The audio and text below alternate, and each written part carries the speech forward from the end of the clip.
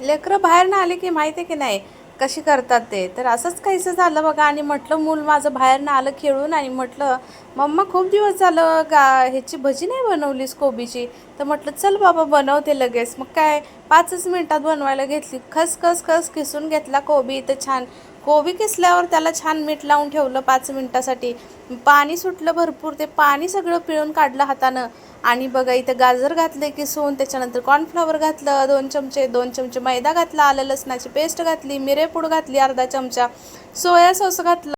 त्यातच घातली अर्धा चमचा शेजवान चटणी बघा, चवीनुसार मीठ घालायचं आणि बघा इथे मी मिरची पावडर घातली तर अर्धा चमचाच घातली. लहान मुलं जर खायची असतील तर जरा कमीच वापरा. आणि इथे छान असे बघा मिक्स करून घेतलं आणि बघा असे बॉल करून घेतले. हे बॉल छान असे आपल्याला मीडियम फ्लेमवरती मस्त तळून घ्यायचे दोन्ही बाजूनी. आणि काय मग झाले की बॉल तयार. मग खायला देते आता त्याला. चला उद्या भेटू पुन्हा.